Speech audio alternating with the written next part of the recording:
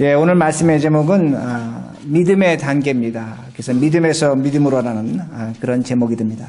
믿음이 있지만 그 믿음에 어떤 단계, 스테이지가 있다는 것을 말씀드리겠습니다.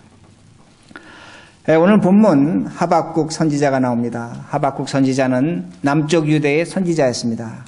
남쪽 유대가 갈대아라는 나라에 의해서 공격당할 때 그때 하나님의 선지자로서 수고한 사람이 됩니다.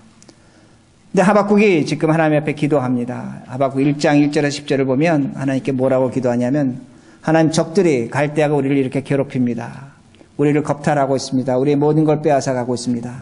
하나님 우리를 도와주십시오. 그렇게 기도를 했습니다.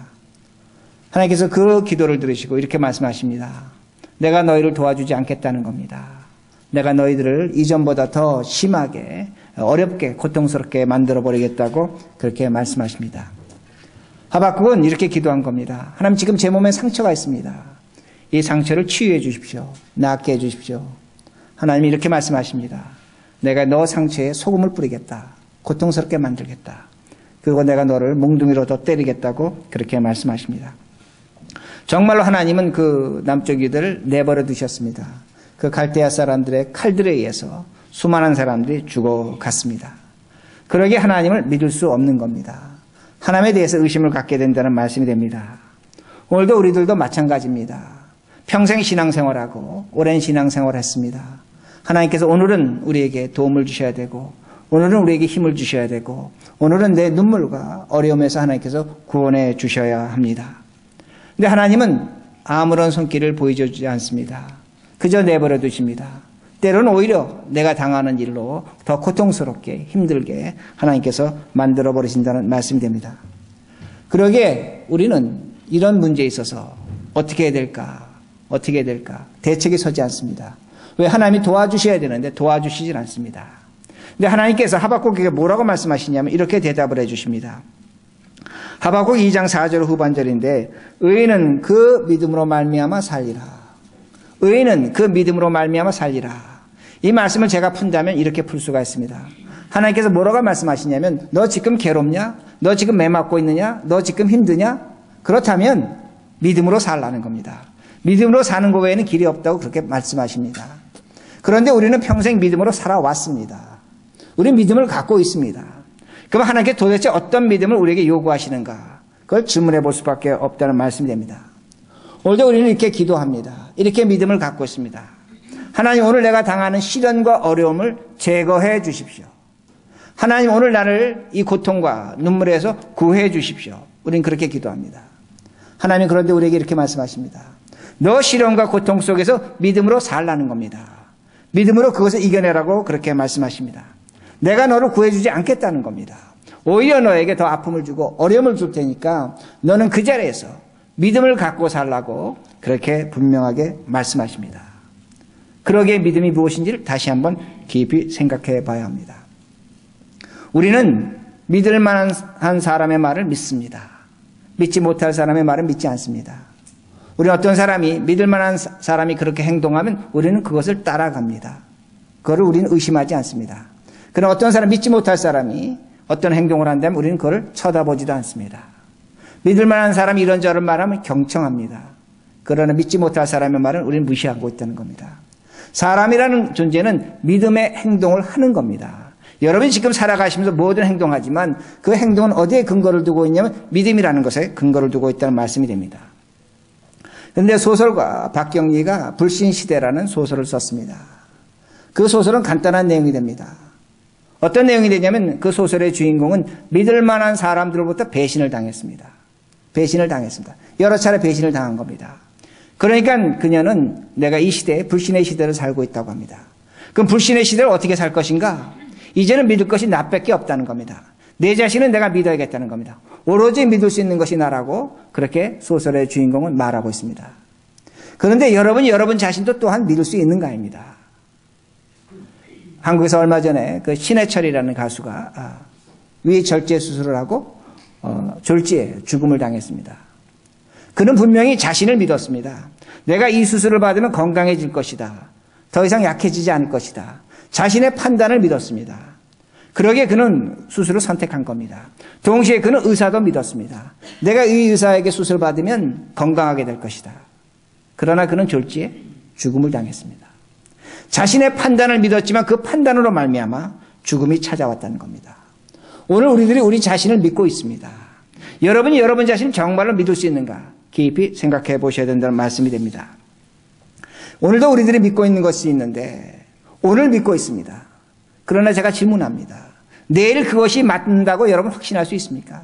오늘 내가 믿고 있는 것이 1년 후에 그것이 정답이 될 수 있다고 확신하십니까? 오늘 내가 믿고 있는 것이 죽음 다음에, 죽음 이후에 그것이 진리가 될 수 있다고 여러분 확신하고 있는가입니다. 오늘은 맞을지도 모릅니다. 그러나 내일 틀린다면 그것은 믿음이 아닙니다. 오늘은 내가 확신하고 있습니다.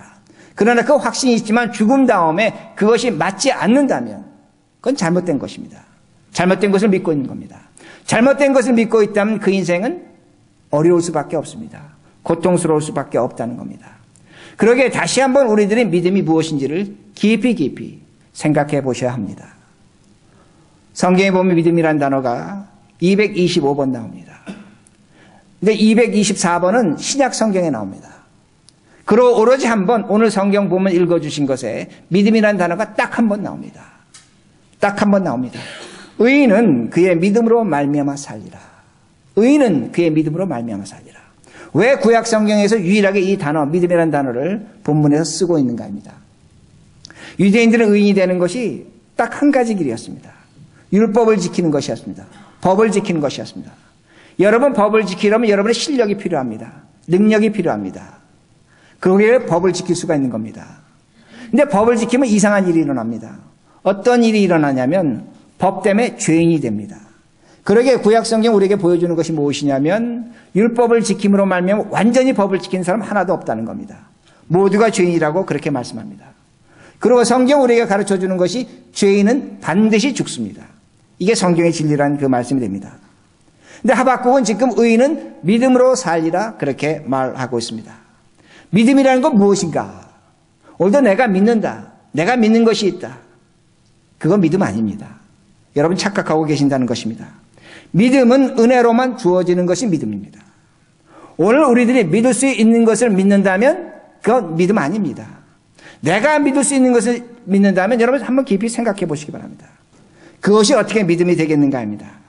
믿음이라는 것은 내가 믿을 수 없는 것을 믿는 것이 믿음입니다. 믿을 수 없는 것을 믿기에 그것이 믿음이 된다는 그 말씀이 됩니다. 하나님은 오늘도 하박국과 우리를 때리고 계십니다. 빼앗아 가지고 계십니다. 구해주지 않으십니다. 고통과 눈물 속에 두어 놓고 계신다는 겁니다. 그럼에도 불구하고 하나님을 믿는다면 그것이 믿음입니다. 그것이 하나님의 은혜라는 그 말씀이 됩니다. 그러게 세상 사람들은 오늘도 우리를 이해하지 못합니다. 너 예수 믿어서 교회 다녀서 잘된 것이 무엇이냐? 너 지금보다 나보다 나은 것이 무엇이냐? 네가 기도한 대로 됐느냐? 되지 않았다고 우리도 그렇게 얘기할 수 있습니다. 그렇게 얘기합니다. 그럼에도 불구하고 오늘 우리들이 이 믿음의 자리에 와 있다는 것은 하나님의 은혜로 말미암아 나와 있는 것입니다. 세상은 우리를 비정상으로 볼 수 없습니다. 믿을 수 없는 것을 믿고 있기 때문입니다. 믿을 수 없는 것을 믿을 수 있다는 것은 하나님의 은혜로만 가능하다는 것을 분명히 확신하셔야 됩니다. 그러기에 우리는 세상이 갖지 못할 것, 세상 사람들이 갖지 못한 하나님의 은혜를 여러분은 갖고 계십니다. 이것이 여러분의 믿음이 되어야 된다는 그 말씀이 됩니다. 그런 믿음을 갖고 있으면 시련과 고통이 끝나는가? 그렇지도 않습니다. 잘 믿어도 시련과 고통은 찾아옵니다. 그러게 하박국 3장 17절 제가 읽어드립니다. 믿음을 갖고 살았는데도 어떤 결과가 나오는가? 비록 무화과 나무가 무성치 못하며 포도나무에 열매가 없으니 감람나무에 소출이 없으며 밭에 식물이 없으며 우리의 양이 없으며 외양간에 소가 없을지라도. 여기 없다는 단어가 몇 번 나옵니까? 6번 나옵니다. 무성하지 못합니다. 열매가 없습니다. 소출이 없습니다. 식물이 없습니다. 먹을 것이 없습니다. 양이 없습니다. 소가 없습니다. 다 빼앗겼다는 겁니다. 갈대아 사람들이 다 거두어 갔습니다. 이제 굶어 죽기 일보 직전입니다. 먹을 것이 없습니다. 내 옆에 있는 사람들이 가족들이 다 죽어나갔습니다. 형편없는 지경에 이르렀다는 겁니다. 낙심과 절망이 있습니다. 살아갈 기운도 없습니다. 용기도 없습니다. 왜? 다 빼앗겼습니다. 아무것도 남지 않았습니다. 그런데 하나님을 믿었습니다. 18절에 이렇게 나옵니다. 나는 여호와를 인하여 즐거워하며 나의 구원의 하나님을 인하여 기뻐하리로다. 나는 여호와를 인하여 기뻐한다는 겁니다. 감사한다는 겁니다. 하박국은 지금 죽을 것도 두려워하지 않고 있습니다. 제가 질문합니다. 여러분에게 이 믿음이 있습니까? 믿을 수 없는 것을 믿을 수 있는 믿음이 있는가입니다. 하나님이 오늘 내 것을 빼앗아가고 나에게 고통을 주고 시련을 줘도 눈물을 줘도 하나님을 믿을 수 있는가입니다. 하나님 오늘 우리에게 이 질문을 하고 있다는 말씀이 됩니다. 하나님의 은혜로만 주어지는 것이 믿음이란 말씀이 됩니다. 그러기에 우리가 다시 한번 믿음을 깊이 이해해야 합니다. 자, 이렇게 설명합니다. 우리들 일을 하다 보면 칼에 베일 때가 있습니다. 어디에 부닥쳐서 피가 나고 상처가 날 때가 있습니다. 그럼 우리들 소독을 합니다. 약을 바릅니다. 그리고 몇 시간이 지나다 보면 그것이 새살이 올라옵니다. 며칠이 지나면 딱지가 칩니다. 우리 몸에는 치유의 능력이 있습니다. 면역의 능력이 있다는 겁니다. 사람에게 치유와 면역의 능력이 없다면 어떤 약을 써도 낫질 않습니다. 여러분이 사람이 죽을 때, 이 세상을 떠날 때 왜 죽습니까? 약 써도 안 되는 겁니다. 그 약이 들어와서 면역과 치유의 능력이 발휘하지 못하면 아무런 의미가 없다는 겁니다. 그런데 사람은 몸으로만 사는 것이 아닙니다. 육체로만 사는 것이 아닙니다. 사람은 마음으로 삽니다. 성경적인 표현으로 영으로 삽니다. 영으로 삽니다. 오늘 많은 사람들은 사람은 육체, 죽으면 끝이라고 그렇게 말합니다. 아무것도 남아있지 않다고 그렇게 말합니다. 근데 최근에 미국이나 유럽에서 1900년도 말, 2000년대에 들어오면서 유럽 사회, 미국 사회가 한 가지 고민을 안게 됩니다. 어떤 고민을 안게 되면 물질 문명으로 살기는 좋아졌습니다. 편해졌습니다. 많은 것을 가졌습니다. 근데 사람들의 정신이 황폐해진다는 겁니다. 자살률이 높습니다. 마약을 합니다. 물질이 인간의 영혼을 가난하게 만든다는 것을 과학자들이 알게 됐습니다. 그러면서 사람들이 다시 한번 생각합니다. 그럼 인간의 영혼을, 인간의 마음을 풍성하게 하는 것이 무엇인가? 그걸 생각하게 됩니다. 그건 마음에 있다는 걸 알게 되는데 그 마음을 다른 표현으로 하면 영적인 겁니다. 영적인 겁니다. 그럼 인간이 영성은 어디 있는가? 어디 있는가? 그걸 찾습니다. 인간의 영성은 죽음에 있다는 것을 알게 된다는 겁니다. 그러기에 1900년도 말부터 2000년대 초에 들어와서 죽음을 연구하는 학문이 생깁니다. 죽음학이라는 것이 생깁니다. 그러기에 이제는 well-being, 잘 살아야 하는 것이 아니라 잘 죽자입니다. well-dying입니다. 어떻게 죽을 것인가? 그걸 연구하고 있다는 말씀이 됩니다. 제가 보니까 우리 대한민국에도 두 사람의 학자가 있습니다. 한 사람은 서울의과대학의 정현채 교수라는 분입니다. 이분이 제가 보니까 지난주에 신문 기사도 났습니다. 의사입니다. 이 사람은 종교를 갖고 있지 않습니다. 신앙을 갖고 있지 않습니다. 아무런 신앙을 갖고 있지 않은 사람이 죽음을 과학적으로 학문적으로 연구해 보니까 죽음의 끝이 아니라는 겁니다. 죽음 다에 또 다른 세계가 있다고 그는 그렇게 말하고 있습니다.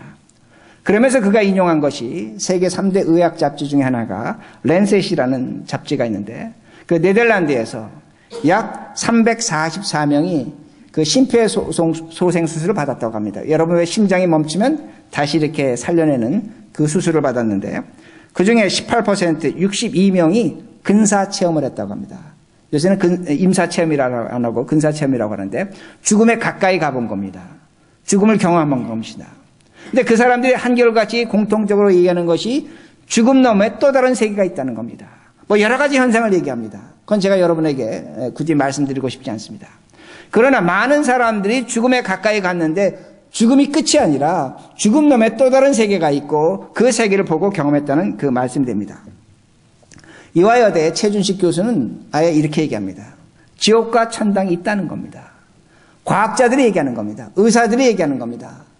학문적으로 연구한 것이라는 겁니다. 지옥과 천당이 있다고 그렇게 말합니다. 우리의 영혼도 마찬가지입니다.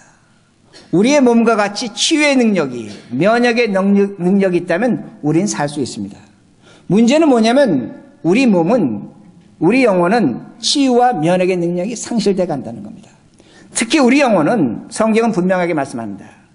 죽었다는 겁니다. 죄로 말미암아 죽었다고 그렇게 말씀합니다. 그러면 누가 이런 면역의 능력, 치유의 능력을 보여주고 있는가 합니다. 예수 그리스도가 되십니다. 예수님은 십자가에 죽고 어떻게 하셨습니까? 부활하셨습니다. 부활이라는 사건은 무엇이냐면 죽음을 이긴 사건입니다. 그에게 무엇이냐? 죽음을 이기는 치유의 능력이 있고 면역의 능력이 있다는 것을 우리들이 분명히 알 수가 있습니다. 제가 좀 전에 말씀드린 것처럼 사람은 법이 있습니다. 율법으로, 죄로 죽습니다. 그러기에 구약성경을 보면 율법으로 말미암아 죄진 자들은 소와 또는 양과 염소를 제물로 갖다 바쳤습니다. 그 소와 염소와 양이 죽습니다. 그러면 대신 죽은 겁니다. 내 죄가 용서됐다고 그렇게 생각했고 하나님은 그 용서를 받아주셨습니다. 그러나 성경은 우리에게 뭘 보여주냐면 이제는 그 제사가 끝났다는 겁니다. 예수 그리스도가 우리의 죄를 대신해서 십자가에서 죽으셨습니다. 내 죄를 대신해서 죽으신 겁니다. 그 예수가 십자가에 죽고 부활하심으로 말미암아 우리에게 주어진 것이 무엇이냐면 죽음을 이기는 치유 능력이 있는 겁니다. 죽음을 이겨내는 면역이 우리에게 주어졌다는 말씀이 됩니다. 예수님이 죽음을 이기셨다는 그 말씀이 됩니다.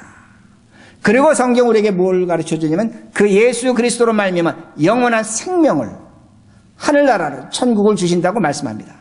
세상의 과학자들이 지금 연구하고 있습니다. 제가 이렇게 말씀드릴 때 어떤 분은 그건 그거고 이건 이거지. 그렇지 않습니다. 여러분이 정말로 이 믿음을 갖고 있는가를 질문하셔야 된다는 겁니다. 오늘도 예수 그리스도로 말미암아 우리가 죽음을 이기는 능력을 갖고 있습니다. 죽음이 끝이 아닙니다.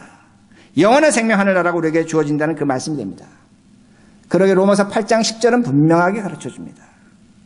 예수 그리스도의 십자가의 죽음으로 말미암아 우리의 영이 부활했다고 다시 살아있다고 말씀합니다. 그러기에 오늘도 우리는 세상 사람들이 우리를 이해하지 못합니다. 왜 내가 이 자리에 나와서 예배드리는지 알지 못합니다. 하나님의 영, 성령의 능력이 우리 영을 부활시켰기 때문에 그 영으로 오늘 우리는 예배를 드리고 있다는 말씀이 됩니다. 이것이 믿음이 되어야 한다는 말씀이 됩니다. 그러기에 오늘 바울은 하박국의 믿음을 인용하는 겁니다. 왜 하박국의 믿음을 이용하냐면 그 하박국의 믿음은 그 갈대에 의해서 그 백성이 다 빼앗겼습니다. 다 죽어나갔습니다. 아무것도 남아있지 않습니다. 죽음마저 찾아오고 있다는 겁니다. 그러나 그 믿음으로 말미암아 무엇을 이겨내냐면 죽음을 이겨내는 겁니다. 오늘 내가 당하는 현실, 고난과 아픔을 이겨낸다는 말씀이 됩니다. 그러게 로마서 1장 17절에 이렇게 말씀합니다. 복음에는 하나님의 의가 나타나서 믿음으로 믿음에 이르게 하나니 믿음으로 믿음에 이르게 하나니 기록된 바 오직 의인은 믿음으로 말미암아 살리라 함과 같으니라. 바울도 얘기하는 겁니다. 우리가 정말로 믿음이 있다면 그 믿음으로 죽음을 이기고 오늘 현실을 이긴다는 겁니다. 근데 믿음은 믿음에서 믿음으로 이르는 겁니다. 잘 들으셔야 됩니다. 믿음은 그저 믿는 것이 아니라 믿음에서 또 하나의 믿음으로 또 하나의 믿음으로 이른다고 성경은 가르쳐 줍니다. 이게 믿음의 단계입니다. 바울은 로마서에서 믿음을 설명할 때 아브라함을 이용합니다. 아브라함을 사용합니다. 근데 창세기 12장에서 22장을 보면 아브라함의 믿음의 수준과 단계가 분명하게 나타납니다. 첫 번째 단계는 창세기 12장인데 하나님께서 아브라함을 부르셨습니다. 너를 만민의 아버지로 만민의 조상으로 만들어주겠다. 축복을 주겠다는 겁니다. 그러니까 성경을 보면 아브라함이 하나님을 믿었다고 성경은 분명하게 가르쳐줍니다. 하나님의 축복을 믿고 쫓아온 것이 아브라함입니다. 하나님을 믿었습니다. 두 번째 단계는 창세기 15장에 나옵니다. 아브라함이 이렇게 하나님께 원망합니다. 하나님 나에게 자식을 준다고 하지 않았습니까? 만민의 조상이 되게 하지 않는다고 말씀하시지 않았습니까? 근데 왜 나에게 자식을 안 주십니까? 나에게 자식을 안 집은 내 집에 있는 종 하나를 갖고 내 후사로 삼겠습니다. 후계자로 삼겠습니다. 그러니까 하나님께서 야 그렇게 하면 안 된다. 그 아브라함을 끌고 나가서 밤하늘에 별을 보여주셨습니다. 아브라함아 저 별을 봐라. 예 보고 있습니다. 내 후손이 저 별과 같이 많게 되리라. 아브라함이 뭘 보고 믿었습니까? 주시지 않았지만 별 보고 믿었습니다. 그러니까 성경을 보면 하나님이 아브라함이 그것을 믿음에 의로 여기셨다고 분명히 말씀하십니다. 약속이 지켜주지 않았지만 어떤 증거를 통해서 믿었다는 말씀이 됩니다. 세 번째 믿음은 창세기 22장이 됩니다. 하나님께서 아들 이삭을 주셨습니다. 만복의 근원이요 만민의 근원이 됩니다. 근데 하나님께서 뭐라고 말씀하시냐면 야 아브라함아 네 아들을 이삭을 뭘로? 제물로 바치라는 겁니다. 죽이라는 겁니다. 하나님이 약속을 파기하십니다. 하나님이 아브라함을 배신하고 계십니다. 이삭을 죽이면 민족을 이루지 못합니다. 아브라함이 지금까지 꿈꿔왔던 것이 다 무너집니다. 근데 하나님이 그렇게 하시는 겁니다. 참 여러분 생각해 보시기 바랍니다. 하나님이 지금 뭐라고 말씀하시냐면 너하고 나하고 지금까지 지켰던 약속을 내가 지키지 않겠다는 겁니다. 내가 깨어버린다고 그렇게 말씀하십니다. 근데 아브라함이 그 아들 이삭을 데리고 3일길을 갑니다. 3일길을 간 다음에 그 아버지가 아들을 죽이려고 칼을 들었습니다. 예언짓기 일보 직전입니다. 그때 하나님께서 두 가지를 말씀하십니다. 첫 번째 뭐라고 말씀하시냐면 아브라함아 내가 나를 경외하는 줄 알았다. 무슨 의미인지 아십니까? 아브라함아 너가 나를 믿는 줄 이제 알았다는 겁니다. 세 번째 가서 하나님께서 그 아브라함의 믿음을 인정해 주십니다. 그리고 이렇게 말씀하십니다. 내가 저 아들 이삭을 통해서 만민의 조상이 되게 하겠다고 그렇게 분명하게 말씀하십니다. 이것이 믿음입니다. 믿음의 단계란 말씀이 됩니다. 여러분 1단계가 있습니다. 하나님이 주신 축복을 믿는 것도 믿음입니다. 두 번째는 주시지 않는다고 할지라도 어떤 증거로 하나님 믿는 것도 믿음입니다. 세 번째는 다 빼앗아가고 아무것도 주시지 않고 의심과 방황 속으로 몰아넣는 것도 믿음이 된다는 그 말씀이 됩니다. 그런데 하나님이 아브라함 믿음을 어디서 인정하십니까? 세 번째입니다. 아무것도 없을 때입니다. 의심할 때입니다. 방황할 때입니다. 하나님의 약속을 깨시는 것 같습니다. 도저히 하나님을 믿을 수 없는 상황입니다. 그 3일길에 아브라함은 의심하고 갔습니다. 집으로 돌아갈까도 생각했습니다. 하나님인 거 포기하려고 하실지도 모릅니다. 그런데 그 길을 가고 난 다음에 하나님께서 아브라함의 믿음을 인정하셨다는 말씀이 됩니다. 오늘도 우리들이 신앙생활하면서 어떤 분은 아브라함의 1단계 같은 믿음이 있을 수도 있습니다. 2단계도 있을 수가 있습니다. 3단계도 있을 수 있다는 겁니다. 그러나 여러분이 한 가지 믿고 확신하시는 것은 이 믿음의 단계는 내가 결정하는 것이 아닙니다. 하나님의 은혜이기 때문에 하나님께서 그렇게 결정하고 그렇게 끌고 가신다는 말씀이 됩니다. 하나님이 우리의 믿음의 단계를 올리십니다. 하나님의 최종의 목표는 우리의 믿음의 단계가 3단계입니다. 3단계라는 건 무엇이냐면 하나님을 믿지만 하나님이 없는 것 같습니다. 하나님이 나를 배신한 것 같습니다. 하나님이 나를 도와주지 않습니다. 내 기도에 응답하지 않습니다. 오늘도 하나님 믿고 살지만 의심하고 방황하며 어찌할 바를 모르고 살아가는 겁니다. 그러나 끝까지 이 길을 가는 것이 믿음입니다. 믿을 수 없는 것을 믿으며 살아간다는 겁니다. 이것이 진정한 믿음이란 그 말씀이 됩니다. 하나님은 우리를 이 자리로 보내십니다. 이 자리로 보내십니다. 이걸 믿고 사시라는 겁니다. 엉뚱한 거 믿으시면 안 됩니다. 물론 1단계도 있고 2단계도 있지만 하나님이 우리를 3단계로 끌고 올라가신다는 말씀이 됩니다. 의심과 절망의 날이 있을 것입니다. 여기서 믿음이 꽃피우는 겁니다. 제가 교회에서 또 여러분들이 이런 말씀 많이 하십니다. 첫사랑을 회복하자입니다. 첫사랑을 회복. 예수 처음 믿을 때 그 열정, 감동, 감격, 또 하나님께서 보여주신 기적, 능력, 그걸 회복하자고 합니다. 무슨 의미인지는 제가 압니다. 그러나 여러분 부부 생활하지 않습니까? 가정 생활하지 않습니까? 부부가 첫사랑으로 삽니까? 첫사랑으로 사시는 부부 계십니까? 그건 문제가 있는 부부입니다. 그건 문제 있는 겁니다. 부부는 첫사랑으로 살지 못합니다. 그건 연애할 때입니다. 신혼 때입니다. 부부 생활 해보면 지지고 볶고 싸우는 겁니다. 문제가 있는 겁니다. 갈등하는 겁니다. 다투는 겁니다. 어려움을 가는 겁니다. 그러나 헤어지지 않고 사는 겁니다. 그게 부부입니다. 그게 사랑입니다. 거기서 사랑이 사랑다움이 나타난다는 겁니다. 하나님도 마찬가지입니다. 오늘 우리에게 믿음을 주시는데 그 믿음의 꽃이 어디냐? 의심과 절망과 방황에서 그 믿음의 꽃이 핀다는 말씀이 됩니다.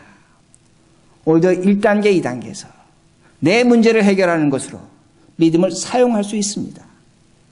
그것은 나쁜 것이 아닙니다. 그러나 하나님은 그 자리에 절대로 여러분을 내버려 두지 않습니다. 여러분 각오하셔야 됩니다. 하나님은 여러분을 반드시 아브라함이 이삭을 죽이려는 한 그 믿음의 자리로 여러분을 세우실 것입니다. 이것이 하나님의 은혜라는 말씀이 됩니다. 그러게 히브리서 11장 19절에 보면 아브라함이 칼로 아들 이삭을 죽이려고 할 때 성경은 뭐라고 가르쳐주고 있냐면 아브라함이 이렇게 생각했다고 합니다. 저가 능히 죽이지만 살리실 것을 믿었다는 겁니다. 죽지만 살린다는 겁니다. 아브라함 이걸 믿고 칼을 들은 겁니다. 이것이 믿음입니다. 죽이는 겁니다. 죽어야 합니다. 내가 죽어야 합니다. 내가 죽어야만 사는 겁니다. 문제는 우린 칼을 들지 않습니다. 죽으려고 하지 않는다는 겁니다. 그 생각을 하지 않는다는 겁니다. 그러게 신앙이라는 것은 죽는 자리에 서는 겁니다. 죽음을 생각하는 겁니다. 제가 다시 죽음을 말씀드립니다. 죽음이란 것은 영원한 생명을 생각하게 한다는 말씀입니다. 오늘 우리들이 정말로 이 믿음 갖고 예수 그리스도로 말미암아 죽어진 영원한 하늘나라와 천국 그 죽음을 생각하며 산다면 우리는 힘들지 않습니다. 부끄러울 것이 없다는 말씀이 됩니다. 부활이라는 것은 현실을 이겨내는 능력을 갖고 있다는 말씀이 됩니다. 내가 오늘 죽는 것 생각한다면 오늘 나는 감사할 수 있습니다. 내가 오늘 죽음을 생각한다면 누구를 미워할 수도 없고 다툴 수도 없습니다. 여러분 9/11 때 비행기 떨어질 때 그 비행기에 있는 사람들이 누구한테 전화했습니까? 은행에 전화했습니까? 주식 중개인들한테 전화했습니까? 주식이 얼마 떨어져 그거 중개했습니까? 부동산 브로커한테 집값 올랐는지 내렸는지 전화했습니까? 아닙니다. 전부 다 사랑하는 사람들한테 전화했습니다. 마지막을 누구를 찾습니까? 사랑하는 사람을 찾는 겁니다. 오늘 우리들이 정말로 죽음을 생각하며 그 부활 위에 주어질 하늘나라를 생각한다면 오늘 나는 누구를 사랑하고 있는가? 나는 얼마나 그를 사랑하고 있는가? 그 마음으로 살아간다는 말씀입니다. 후회할 것이 없다는 말씀입니다. 오늘도 죽음 앞에서 돈, 명예, 권력, 글쎄 필요할 것입니다. 그러나 아무런 힘도 발휘하지 못합니다. 죽음 앞에서 오로지 나타나는 것은 하나님의 사랑과 은혜입니다. 내가 사랑하는 사람의 모습이란 그 말씀이 됩니다. 그러기에 말씀을 마칩니다. 믿음이 무엇인가? 믿음이 무엇인가? 다른 것이 아닙니다. 예수 그리스도의 십자가로 말미암아 오늘 내 존재가 죽음을 이기는 존재가 된 겁니다. 그 죽음을 이기는 존재가 됐기 때문에 오늘 우리들은 죽음과 매우 가까이 있는 겁니다. 오늘 죽어도 좋고 내일 죽어도 좋고 그런 의미가 아닙니다. 죽음 너머에 새로운 세계가 있고 약속이 있기 때문에 내 생각과 삶의 태도가 달라져야 합니다. 그러게 화낼 것이 있습니까? 억울한 것이 있습니까? 정말로 속이 상하십니까? 그러게 죽으려고 하십니까? 그건 잘못된 겁니다. 그리스도의 십자가를 생각해 보시기 바랍니다. 죽을 것이 아니라 사셔야 합니다. 어떻게 살 것인가? 죽음을 눈앞에 둔 사람처럼 살려는 겁니다. 죽으라는 것이 아닙니다. 내 앞에 죽음이 있기에 내 인생의 마지막이 있기에 그 마지막을 바라보시면서 여러분 이 땅의 삶을 사신다면 여러분의 삶은 천국입니다. 세상을 이길 수 있습니다. 이렇게 사시는 우리 모두가 되길 바랍니다. 기도하시겠습니다.